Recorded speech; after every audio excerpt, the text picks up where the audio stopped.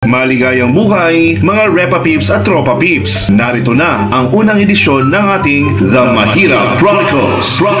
Ito'y isang pagtalakay sa bawat realidad ng buhay nating mga Pilipino na nangyayari sa araw-araw sa buong Pilipinas 24 oras. Kaya't pasintabi muna mga Repa. Kapag tinamaan ka, abay ikaw nga ang tinutukoy ko. Bato-bato sa net ang tatamaan, magbundong hininga, sabay pikit. Abay tirahin rin natin to bago pa tirahin ng iba. Ready ka na ba? Hala, tara! Arya! Mahirap maging tamad. Tamad.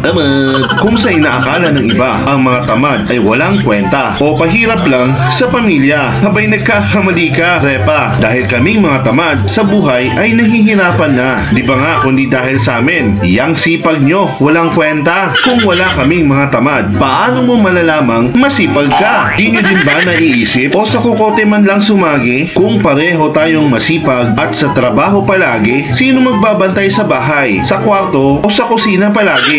Kung ikaw ay nagrereklamo na madumi ang bahay pagdating mo sa hapon o sa gabi, abay mahiya ka naman. Sa opisina nga ang linis mo, nakaayos palagi. Ba't di mo gawin sa bahay? Huwag ako, dahil kahit nakahigaman palagi, mahirap magbantay kung kailan mag-aaway ang dalawang butiki.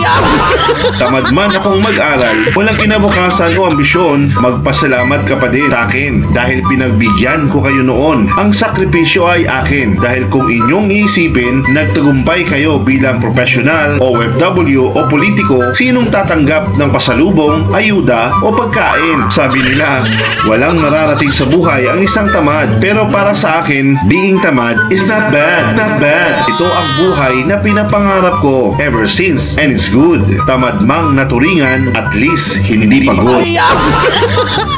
At bilang panghuli, dahil marami na akong nasabi sa inyo, ito lang ang aking maipapayo. Kaming mga tamad ay huwag niyong laitin, awayin o sabihan na kami ay kaawa-awa dahil bali-baliktarin man natin ang mundo o magunaw man ito, at least wala kaming ginawa.